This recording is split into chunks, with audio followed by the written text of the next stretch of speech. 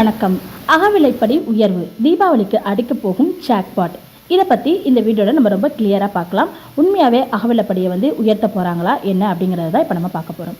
தீபாவளிக்கு முன்பாக பார்த்தீங்கன்னா 2 முக்கியமான அறிவிப்புகள் வெளியாகலாம் அப்படின்னு சொல்லிட்டு எதிர்பார்க்கப்படுது.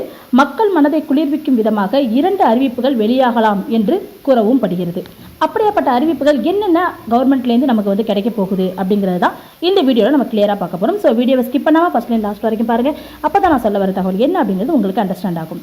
நம்ம மத்திய அரசு ஊழியர்களுக்கும் ஓய்வூதியதாரர்களுக்கும் ஒரு முக்கிய அறிவிப்பு விரைவில் வெளியிடப்படும் என்ற தகவல் வெளியாகியிருக்கு.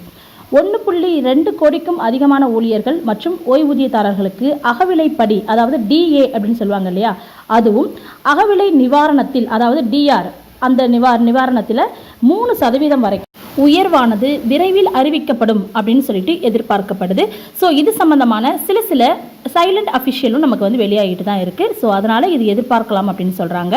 அது மட்டும் இல்லாமல் இந்த அறிவிப்பு மூலம் பல பொருட்கள் 0 GST வரிக்கு கீழ் வந்திருக்கு அப்படின்னு சொல்கிறாங்க.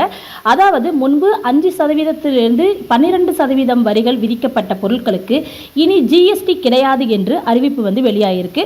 காங்கிரஸ் கட்சியின் பல வருட கோரிக்கையை பாஜக நிறைவேற்றியிருக்கு அப்படின்னு தான் சொல்லணும். தீபாவளி பரிசாக இந்த அறிவிப்பு வெளியிடப்பட உள்ளது. சரக்கு மற்றும் சேவை வரி, அதாவது GST கவுன்சில் கடந்த வாரம் பல GST திருத்தங்களை மேற்கொண்டுள்ளது. அத்தியாவசியமான பொருட்கள் பலவற்றின் மீதான GST வரியை நீக்கியதுடன் மட்டுமில்லாமல் வரி விதிப்பு பிரிவுகளில் முழுமையாக மாற்றியிருக்கு அப்படின்னு சொல்கிறாங்க.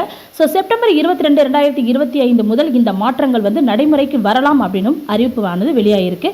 ஸோ அகவிலைப்படி உயர்வு அந்த அறிவிப்பு இருக்கு இல்லையா, அதை பற்றி என்ன அப்படின்னு இப்போ நம்ம கிளியராக பார்க்கலாம். மத்திய அரசு ஆண்டுக்கு 2 முறை பார்த்தீங்கன்னா அகவிலைப்படியை திருத்துது.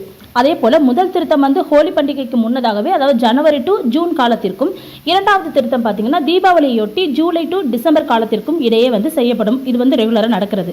பட் இந்த ஆண்டு, அதாவது 2025 பார்த்தீங்கன்னா இந்த ஆண்டு தீபாவளி அக்டோபர் 20லிருந்து 21 தேதிகளில் வர்றதுனால அகவிலைப்படி உயர்வை தீபாவளி பரிசாக அரசு அறிவிக்க வாய்ப்பு இருக்கு அப்படின்னு ரொம்ப அதிகாரப்பூர்வமாக அறிவிப்பானது ஒரு சில இடத்துல இருந்து பரவலாக வந்துட்டு இருக்கு. ஸோ அதன்படி பார்த்தீங்கன்னா கண்டிப்பாக தீபாவளி பரிசாக நமக்கு அகவிலைப்படி உயரும் அப்படின்னு சொல்கிறாங்க. ஸோ கடந்த ஆண்டு மோடி அரசு அக்டோபர் 16 அன்று தீபாவளிக்கு சுமார் 15 நாட்களுக்கு முன்னதாகவே பார்த்தீங்கன்னா அகவிலைப்படி உயர்வை அறிவித்து குறிப்பிட்டிருந்தது. ரொம்பவும் குறிப்பிடத்தக்க ஒரு விஷயமா இருந்தது. ஸோ 7வது ஊதிய குழுவின் கீழ் அகவிலைப்படி கணக்கீடு எவ்வாறு நடைபெறுகிறது என்பதையும் நம்ம இப்போ பார்க்கலாம். அதுவும் கொஞ்சம் கிளியராக இப்போ நம்ம எக்ஸ்பிளைன் பண்ணுறேன். நெக்ஸ்ட், அதாவது வழக்கமாக பார்த்தீங்கன்னா தீபாவளி பண்டிகைக்கு முன்னதாக வெளியிடப்படும் இந்த அறிவிப்பு அக்டோபர் முதல் வாரத்தில் வெளியாகலாம்.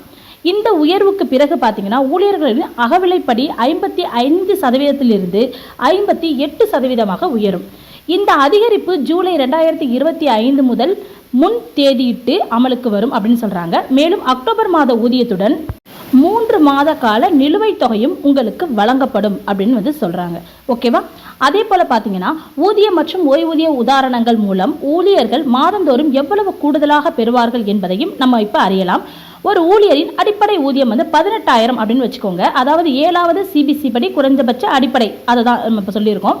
எனில் பழைய அகவிலைப்படியின்படி 55% அப்படின்னா அவங்க ஆல்ரெடி வாங்கக்கூடிய அந்த 18,000 இருக்கு இல்லையா, அதில் 50% ப்ளஸ் 5% சேர்த்து 55%, 9,900 ரூபாய் கிடைத்தது.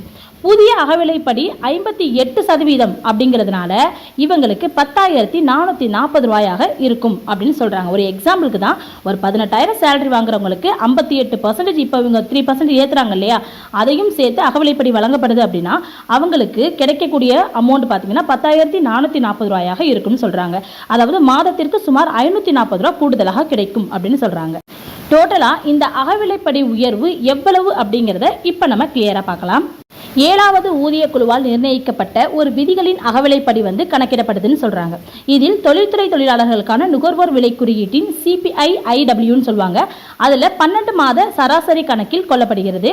ஜூலை 2024 முதல் ஜூன் 2025 வரையிலான சராசரி 143.6 இருந்தது. இதன் அடிப்படையில் பார்த்தீங்கன்னா அகவிலைப்படி 58% வருகிறது. அப்படிங்கும்போது அதாவது ஜூலை டிசம்பர் 2025க்கு அகவிலைப்படி 55% 58% உயரும் அப்படின்னு சொல்றாங்க. ஸோ ஒன்றும் இல்லை, பழைய கண்டிஷன்லேருந்து 3% அகவிலைப்படி உயருது. ஸோ அதுக்கு எவ்வளோ, ஒரு எக்ஸாம்பிளுக்கு இவ்வளோ அமௌண்ட்டுக்கு இவ்வளோ வரும் அப்படிங்கிறது நம்ம ஃபஸ்ட்டு ஒரு இதில் கால்குலேட் பண்ணி நம்ம பார்த்துட்டோம். ஸோ அவங்க கிட்டேருந்து வர தகவல் இதுதான். அதாவது என்னன்னா, ஜூலை டு டிசம்பர் 2025க்கு அகவிலைப்படியானது 55% 58% உயரும் அப்படிங்கிறத சொல்றாங்க. அடுத்து புதிய சம்பளம் எவ்வளவு அப்படிங்கிற ஒரு கொஸ்டினுக்கான ஆன்சரை நம்ம இப்போ ஒரு எக்ஸாம்பிளோட பார்க்கலாம். மறுபுறம் பார்த்தீங்கன்னா, ஒருவரின் அடிப்படை ஊதியம் ஒரு 20,000 இருந்தால், ஒரு எக்ஸாம்பிளுக்கு ஒரு 20,000 இருக்குன்னு வச்சுக்கோங்களேன், சுமார் 600 ரூபா அதிகரிக்கும் அப்படின்னு சொல்றாங்க. ஒரு 20,000 சம்பளம் வாங்குறவங்களுக்கு சுமார் ஒரு 600 ரூபாய் அதிகரிக்கும் அப்படின்னு சொல்றாங்க. இந்த அதிகரிப்பு முழுமையாக பார்த்தீங்கன்னா CBIIW தரவுகளின் அடிப்படையிலானது அப்படின்னு சொல்றாங்க. அதாவது இவங்க அதிகரிக்கிறாங்க இல்லையா, இது CBIIW அப்படிங்கிற அந்த தரவுகளின் அடிப்படையில் தான் நமக்கு இந்த அகவிலைப்படியானது இன்க்ரீஸ் பண்ணி கொடுப்பாங்க. ஸோ அதை தான் இங்கே அவங்க சொல்றாங்க. அவங்களுடைய அந்த அடிப்படையில் தான் உங்களுக்கு உயர்வு பண்றாங்க. இந்த அகவிலைப்படி உயர்வு பார்த்தீங்கன்னா 7வது ஊதிய குழுவின் கீழ் நடைபெறும் கடைசி உயர்வு என்பதால் முக்கியத்துவம் பெறுகிறது அப்படின்னு சொல்றாங்க. அதாவது 7வது ஊதியக்குழு இருக்காங்க இல்லையா, அவங்களுடைய கடைசி உயர்வு அப்படிங்கிறதுனால இதில் அதிக முக்கியத்துவம் இதுக்கு கொடுக்குறாங்க அப்படிங்கிறதும் சொல்லப்பட்டிருக்கு. தற்போது பார்த்தீங்கன்னா 7வது ஊதியக்குழுவின் காலம் டிசம்பர் 31, 2025 அன்றோட முடிவடைகிறது. ஸோ இதுதான் 7வது ஊதியக்குழுவுடைய கடைசி டாட்ஸஸ்.